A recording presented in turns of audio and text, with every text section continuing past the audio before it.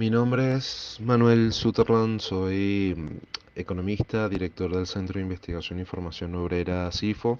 A petición de mi amigo Jesús Torrealba, estoy de alguna manera eh, haciendo una muy breve descripción de lo que ha sucedido con el tipo de cambio, con la depreciación del mismo y los sucesos que han acaecido por esta severa distorsión cambiaria. Lo primero es que hay una sobrevaluación cambiaria muy fuerte.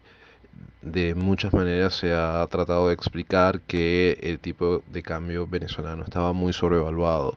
Hay elementos o indicadores como el indicador del Big Mac de The Economist que decía que Venezuela hasta hace poco tenía la moneda más sobrevaluada del mundo, el tipo de cambio más sobrevaluado del mundo.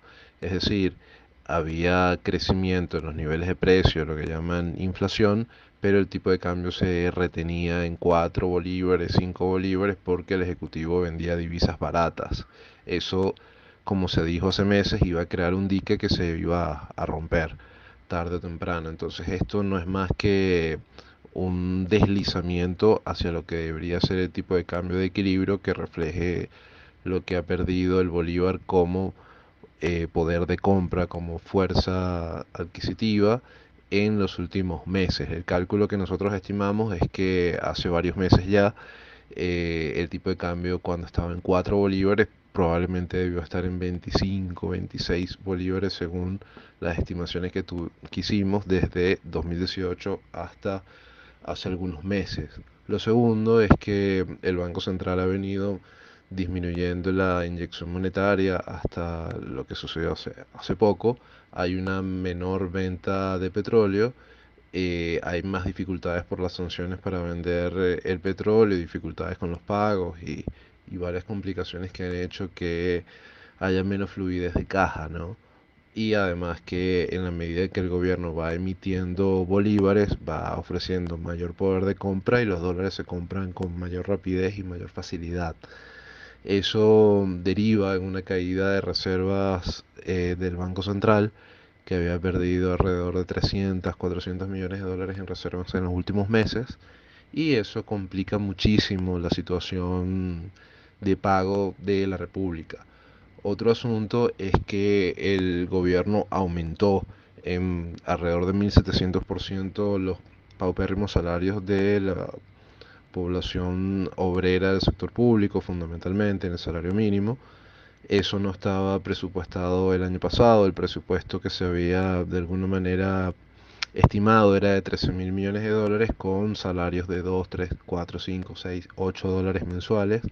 Y el gran aumento que se dio el 15 de marzo tenía que pagarse necesariamente con un poco más de renta, un poco más de petróleo, pero no iba a alcanzar para pagar bonos en diversos tabuladores, en diversos ámbitos del magisterio, de profesores y de otros trabajadores públicos, sobre todo con experiencia dilatada, con bastante trabajo en esas áreas. Entonces el gobierno evidentemente no tenía con qué pagarlo, por eso el instructivo ONAPRE y otras normas estaban de alguna manera achatando, aplanando y negando derechos de pago de bonos y de responsabilidades estatales, y estaban promoviendo pagarlos el año que viene, dentro de 10 meses, 15 meses, etcétera.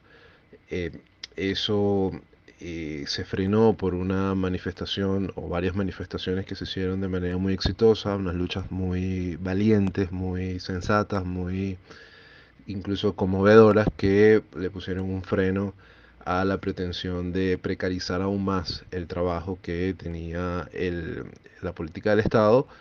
Obligó al Estado a honrar los compromisos laborales que ya había adquirido, y eso muy probablemente, muy seguramente se hizo a costa de ampliar la base monetaria, ampliar la cantidad de dinero en la economía, pero una ampliación de una cantidad de dinero que tiene una base completamente superflua, es decir, es dinero sin respaldo, dinero sin ninguna relación orgánica con la economía, dinero inflacionario. Eso dinero llega a los bolsillos de las personas, van a comprar, los empresarios toman ese dinero adicional y tienen un poder de compra mayor contra las divisas, sobre todo contra el dólar. Eso hace que el precio del dólar, el tipo de cambio en lenguaje común, se incremente. Y bueno, y eso deriva en inflación después y genera nerviosismo, genera una mayor cantidad de expectativas negativas y empuja drásticamente el tipo de cambio. El tipo de cambio en estos días del Banco Central ha estado rezagado. El tipo de cambio que reflejan las páginas web son los tipos de cambio de minoristas fundamentalmente, que son mucho más ágiles y mucho más rápidos. Hay rezagos de 20-30% y el gobierno ha tratado de obligar a los empresarios a que pierdan. ¿Por qué perder? Porque si venden al tipo de cambio oficial, la mayoría de las veces van a tener que comprar el tipo de cambio paralelo, entonces van a perder 20, 30, 35% y muchos comerciantes se niegan. Al negarse, empiezan a cerrar, empiezan a condicionar compras, la gente nota esto, aumenta el nervio y se dan situaciones como de pánico, donde la gente hace compras excesivas, va a los supermercados, lleva muchas cosas que están por arriba de la demanda normal y en algunos casos extremos se pueden o parece que se han producido saqueos en algunos sitios, una situación bastante grave. La cuestión acá es que esto no es culpa de la especulación porque esto es el resultado económico de lo que ya hemos comentado ampliamente. No es culpa de Biden, obviamente, de una página web, ni de una manipulación cambiaria, como se ha venido diciendo desde el Estado. Eso es completamente falso y delirante. Se espera que la tasa siga elevándose. En el corto plazo todavía hay brecha para ganarle a la diferencia entre la inflación y el tipo de cambio.